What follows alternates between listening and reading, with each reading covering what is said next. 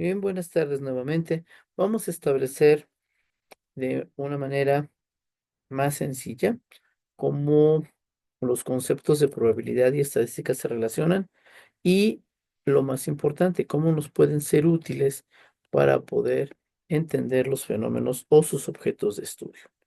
Primero tenemos que la probabilidad es una medida de la certeza o posibilidad de que ocurra un evento, expresada en un rango de 0 a 100.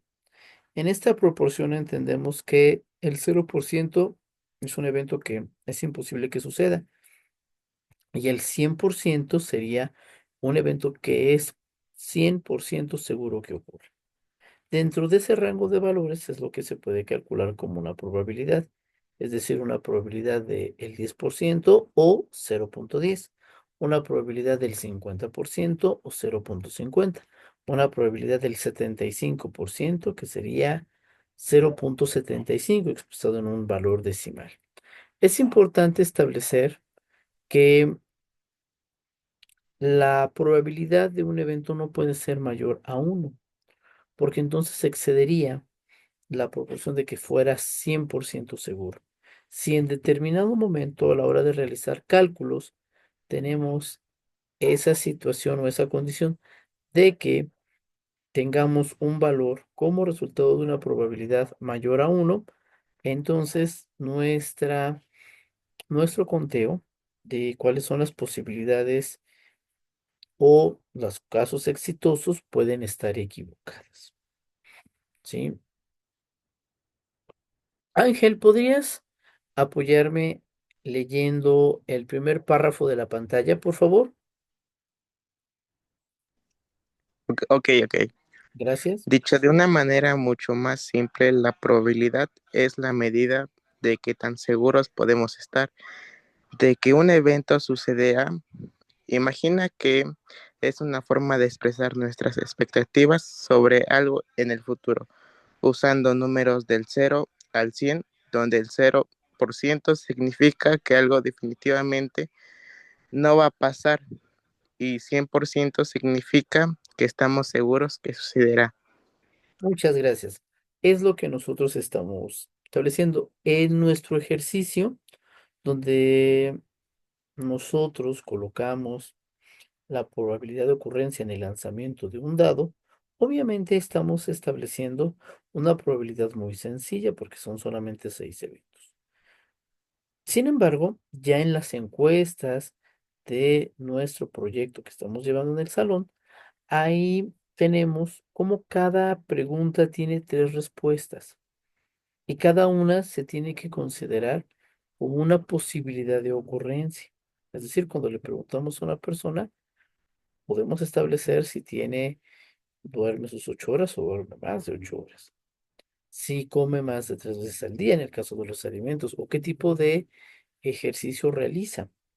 Esas preguntas, cuando establecemos una tabla estadística, nos va a permitir relacionar de acuerdo a eso y poder inferir cuál podría ser un resultado posible.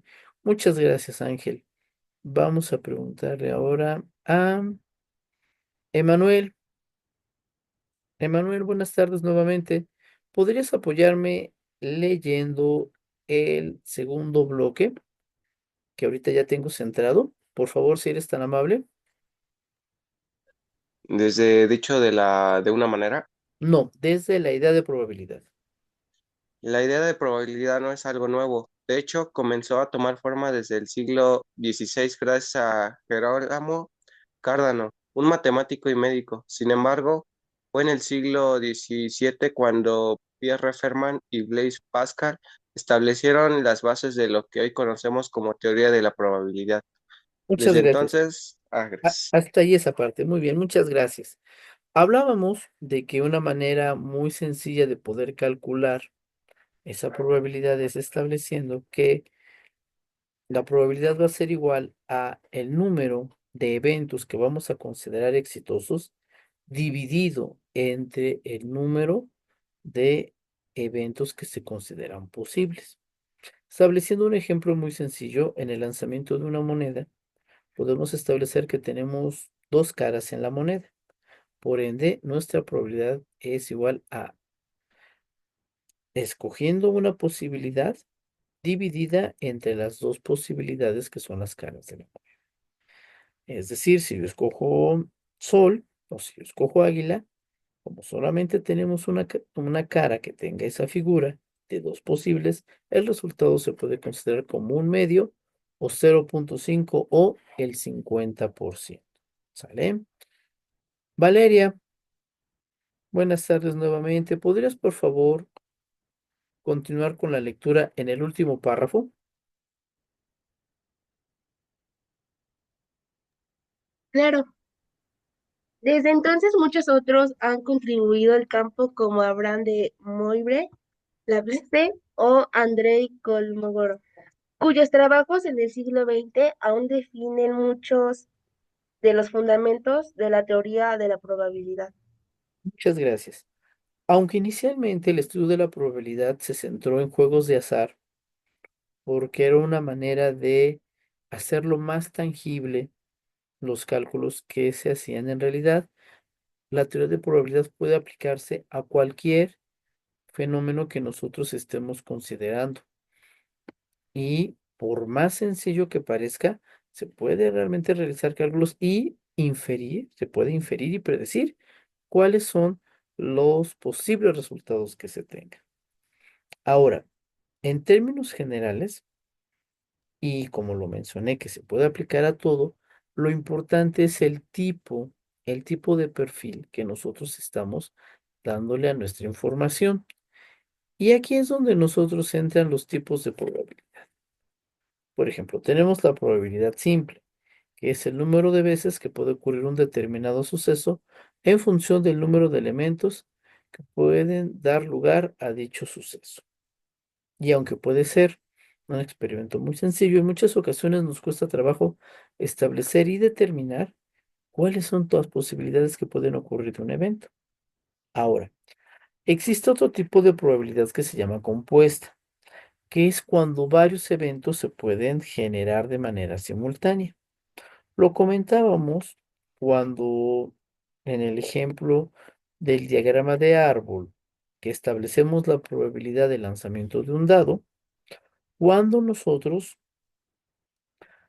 lanzamos, como en el caso del cubilete, varios dados al mismo tiempo, entonces la probabilidad de calcular, por ejemplo, el número de una figura o un valor que puede caer se vuelve una probabilidad compuesta, porque infieren los demás resultados en el primero que nosotros estaremos lanzando. Y eso se le llama probabilidad compuesta. Otro caso es la probabilidad condicionada. La probabilidad condicionada es la que establece que un evento puede ocurrir si ya tenemos una información previa o ya ocurrió ese evento de manera previa, es decir, antes. Generalmente, en el aspecto meteorológico, se pueden presentar mucho este tipo de cálculos de probabilidad. Por ejemplo, si queremos calcular la probabilidad de que hoy, miércoles, llueva, considerando que ha llovido el martes anterior, el lunes anterior y el sábado anterior, ya tenemos nosotros un contexto de información que nos permite a nosotros, lo repito, inferir o predecir un posible resultado, pero tomando en cuenta la información que ha ocurrido de manera previa. Y existen dos teoremas para aplicarlo, pero para el objeto de estudio que estamos nosotros teniendo, solo es importante conocerlas. ¿Por qué? Porque lo vuelvo a repetir, es el enfoque de la información y los datos que nosotros vamos a manejar. Ahora, dentro de la teoría de la probabilidad también existen algunos elementos de nuestra teoría de conjuntos, que es cómo se pueden establecer operaciones sencillas con conjuntos. Ahora, partiendo de esta idea, vamos a ver. Luz, buenas tardes nuevamente. ¿Sí me escuchas? Sí, Gracias, Luz. ¿Me podrías explicar, en tu opinión, qué es un conjunto?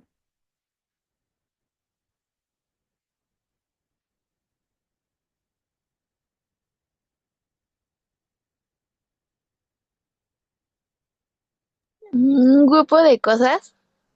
Muy bien, es una agrupación, solo que la característica importante es que comparten una característica, un elemento en común. Por ejemplo, yo podría agrupar un conjunto de útiles escolares, que puede ser sacapuntas, lápices, plumones, plumas, pero la característica es que son los útiles escolares. Y aunque no tengan mucha relación entre sí, ya tienen una categoría que los agrupa.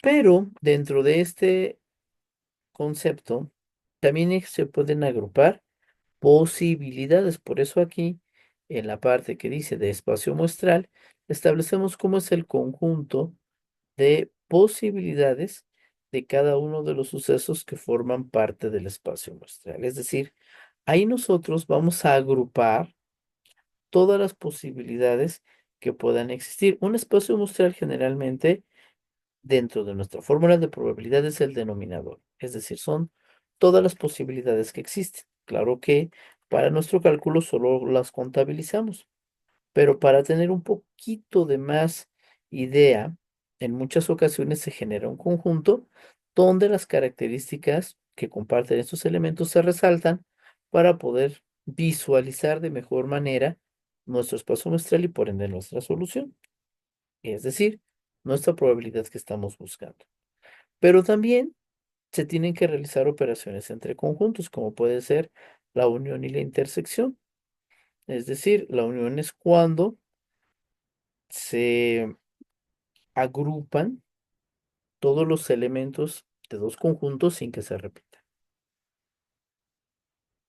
Y la intersección es el conjunto donde dos conjuntos comparten elementos. Por eso se intersectan, es decir, los elementos comunes en ambos conjuntos. Obviamente, sí se necesita una visualización para poder entender cómo la teoría de conjuntos influye. Pero una vez que lo desarrollemos no es complicado, en realidad es muy sencillo. Por eso les recomiendo que si les parece muy extraño todo esto, no se desalienten, al contrario, piensen que es una manera muy interesante de poder también visualizar una solución. Ahora, Dulce, buenas tardes nuevamente. ¿Sí me escuchas? Sí, profe, sí lo escucho. Gracias. ¿Sí puedes recordar en el ejercicio o si es que lo tienes a la mano, cuál era el cálculo de la frecuencia relativa de la tabla?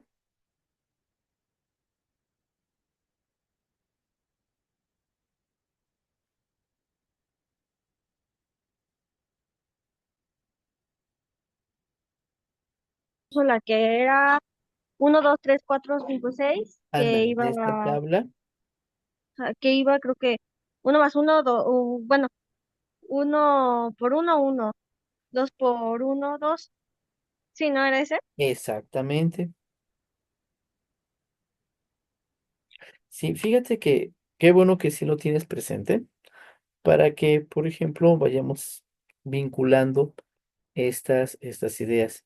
Muchas gracias, Dulce. En el caso de la frecuencia, nosotros vamos a establecer, teniendo en cuenta una frecuencia relativa, una probabilidad. Y ahí es donde nosotros vinculamos cómo la información que nosotros vamos recolectando en nuestras encuestas, al formar una tabla estadística, podemos establecer una frecuencia relativa, que es una probabilidad, y por ende poder relacionar de mejor manera los conceptos que estamos manejando. Es decir, si podamos entender cómo una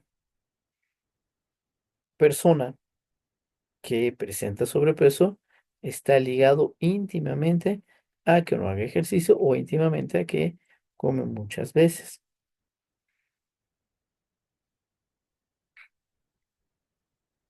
Hay que establecer básicamente también la diferencia que existe entre probabilidad y estadística. La probabilidad forma parte de la estadística y en determinado momento fortalece de una manera sustancial todos los objetos de estudio porque estamos en determinada manera cuantificando y por ende esperar qué posibilidades existen de que se repita ese fenómeno. Sin embargo, hay que entender que la probabilidad es la posibilidad específicamente de que suceda un fenómeno en determinadas circunstancias que nosotros ya conocemos y que muchas veces, aunque no las establecemos, están implícitas en el fenómeno. Hablábamos en el servicio meteorológico de la lluvia, es decir, nosotros estamos estableciendo cuál sería la probabilidad de que llueva. Y en el ejemplo comentábamos de que si había llovido en días anteriores, cuál era esa probabilidad. Pero en ocasiones, sin necesidad de eso, también se puede establecer esa probabilidad. Entonces nosotros ya establecemos determinadas circunstancias para que este fenómeno ocurra. Por otra parte, la estadística es la disciplina que se encarga de obtener, ordenar y analizar los datos extraídos de una muestra.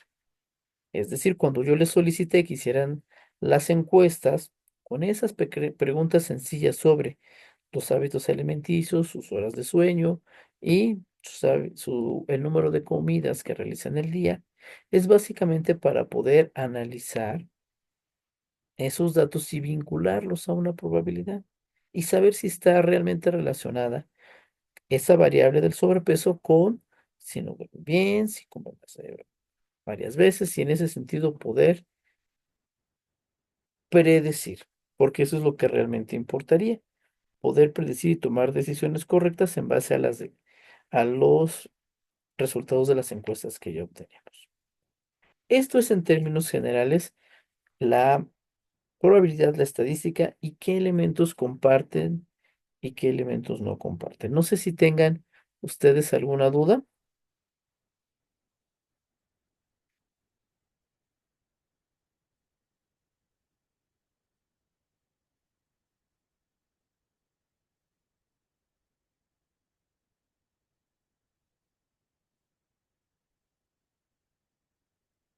No, profe.